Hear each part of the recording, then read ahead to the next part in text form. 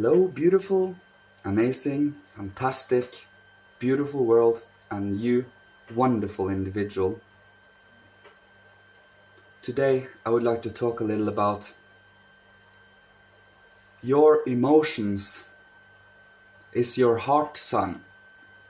And by you connecting to your inner being, your inner soul, your emotions, you connect again to the moral guiding system. Over time, the more we do morally inclined and loving, caring states of mind, and of course deeds too. Let's say you socially interact and you, want to have an open presence so that we can have a certain level of awareness to us. Brings about a certain consciousness to the emotions and our sensations in our body. The more we feel ashamed of these things, want to hide them away, the harder it is to follow them as guiding systems. The harder it is to truly get to understand them. As I said in an earlier video, to understand emotions requires you to feel them, to transform them. And by doing so, you strengthen yourself within yourself. You become anchored within your body, and no matter the intense situation that might occur, you can handle it with a certain dignity and a certain patience and strength. This is what we aspire to master. This is what truly is for the future, and that allows for love. It is a certain stage for love within us. And our heart sun, our inner sun, is what we truly grab a hold onto when we use our consciousness, our observing, to become aware of our whole being. The more you make yourself whole, purifying and overcoming what is shameful, what is indignified, what is less than human, what is subhuman, animalistic, let's say, the more you get to actually, express yourself truly in a more artistic and a loving, warm manner. Also in, social conversations and communications and interactions. We have a lot of time to do this every day. There is always a moment to contemplate a little. With our thoughts alone, we are just cold. If you cut out your emotions from your thoughts, you cut off 1/3 of the human being. So then you sit only with 2/3. Yeah, I think that. I'm not the best in math. But the thing is, the universe, we cannot perceive the universe without the human being. We have to include ourselves always. We have always been here. And the speculation that we can have a world and an earth without the human being is just bonkers. We have an instrument made for this planet, made out of this planet, and also made out of cosmic light and radiance, if we should call it that. We are a blend of these two. The Yahweh breathed the life into the clay. That is just a symbol of it. So we are earth matter, but this earth matter is spiritual matter condensed. We have come from more sublime heights earlier. We have condensed down, and we have always been part of it, and now we are just more condensed down, still part of it. So the more we get to acknowledge the responsibility we have for everything we have let occur, and what is occurring on this planet is everyone's fault. Everyone here has something to do with this. And if you say you don't, how can you take responsibility for what's to come, for what you're growing into? I am taking responsibility for the karma all of mankind has set forth for us, and master myself so that I can help heal and make amends for many of these things. We have the opportunity to do so, but we must do so with our own willpower and freedom.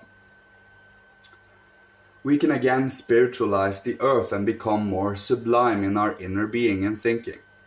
We will over time leave this physical form and become more fine instead of this physical dense body. You see, this body is shaped by our inner soul, our inner ego. Our ego shapes bodies around it so it can experience, well, everything around itself. Growing, enriching it, broadening and deepening it, the ego. But not so that you do not take the ego and become aware of yourself and say, ha, look at all that I have and all the things that... No, you spread out and when you spread out, you try to get away from yourself as much as possible. Because once you turn around on yourself, it is a shadow ego. And that ego is not truly the ego. You see here, I'm trying to distinguish these two. So when you are, let's say, absorbed in art, absorbed in a beautiful art piece, or in nature, or an animal, and you feel that loving joy, and you spread that out to, that is the true ego. When you become aware, oh, I feel so good right now, you say that to yourself, that is the shadow ego.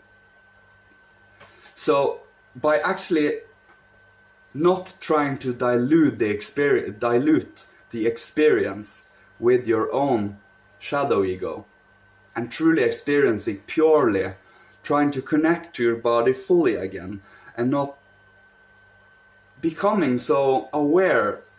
It's hard to describe it because it is, you have these two, and you have the pure ego, the higher ego, and you have the shadow, the egocentricity we have.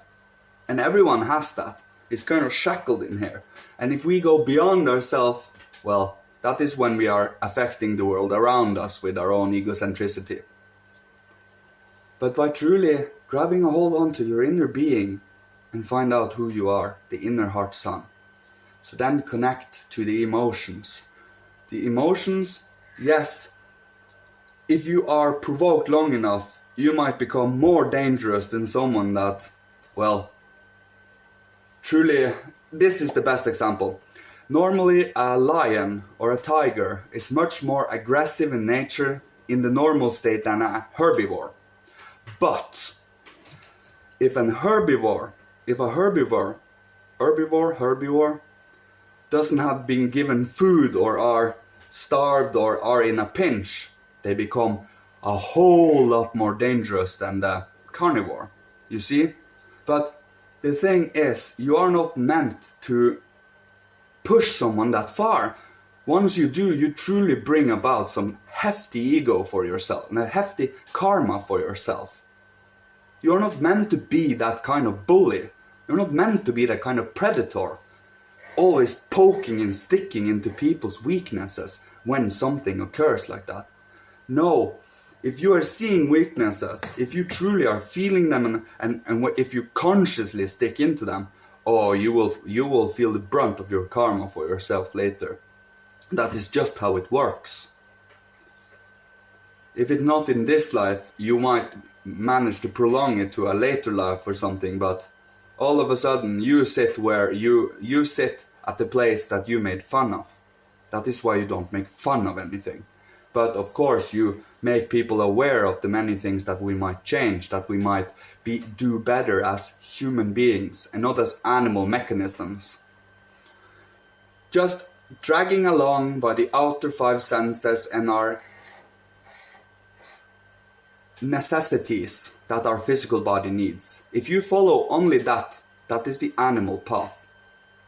If you, outside of that, because we need the food, we need what the sustenance of the body.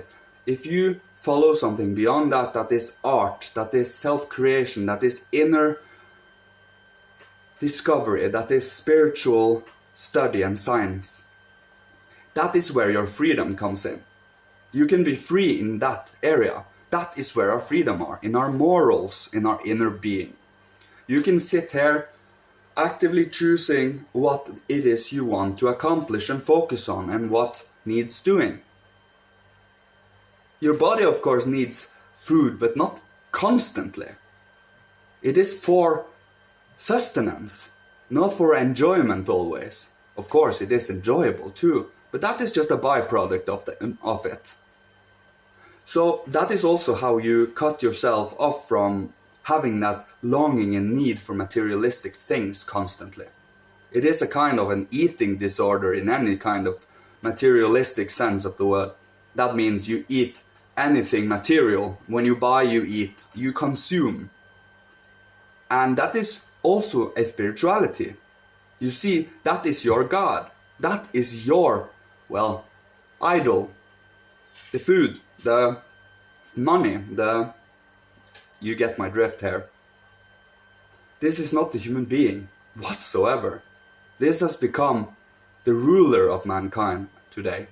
And it is very concerning, which is why we counterbalance it with spirituality and things that matters and really, really, really is important today. So that we do not end up annihilating ourselves in a choice we didn't want to make in the end. It will happen later down the line. That is just how it will become. This physical substance will ebb away, but our inner soul being will release and free itself, become greater, grander, much more sublime, much more sun-like. And we will move on to the next stage. Once we have overcome this earthly matter, becoming more spiritual, spiritualizing as much of this earth as possible, taking as much of this as possible with us, and the rest will fall away. And it will be in a cold, moon-like satellite for itself for the rest of this cosmic cycle until everything comes in again and goes to cosmic sleep. And then we wake up again and a new cycle begins, and we are, well, the new part of the hierarchy that will guide the lower beings again. This is a cycle that has gone on for, well, eons. And I feel it is so sublime, it is so, to grab a hold of it and feel that, and feel the responsibility we have for ourselves and for everyone around us. This is why we do this. This is why we build these pictures, this living cosmos, this living evolution unfoldment. It is not to be fantastical, it is not to be abstract, it is not to be fantasizing. It's truly to grab a hold onto where we came from, where we are now, and where we are going. We came from sublime heat, condensed to air, condensed to water, condensed to earth, and now we are to gas it up. Yeah, we become more gas-like. That is what we will, a Jupiter stage. And that is what our next stage after Earth are. If you believe that this is your only life, you are cutting yourself off from this beautiful string of lives you have. And that is what, and you cut yourself off from your responsibility to make amends on this planet Earth, trying to heal it, trying to uplift it. And that is why we do these things.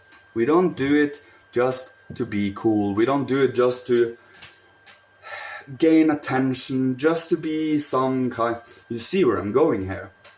It's honesty, inner impulses from the soul. And we do not do this to impress anyone. We do this for the earth. We do this for the human being. We do this for the hierarchy and for God. Thanks everyone. I think this was it. I had 2 tries with my weird phone, and it all of a sudden cuts out my videos. It bothers the shit out of me, and I just but at least I got this video filmed this time. Thanks everyone for listening to me. How this beautiful life we have on this beautiful, beautiful earth. No matter the pain, no matter the discomfort, you stand strong in that blizzard, you stand strong in that firestorm. That is where you find your inner strength and will to live. No matter if people If the whole world condemns you, you still live like the sun. You still have the inner heart. And that is where you find the divine within you. And without you. I mean, outside. You are connected from within, without. So the outer sun you see is also our inner sun. You get a sensation of that sun when you see it. It's this. We wouldn't be able to experience the sun within when we observed it out from without having that within us, the opportunity to do so. So, thanks everyone. Love you all. Goodbye.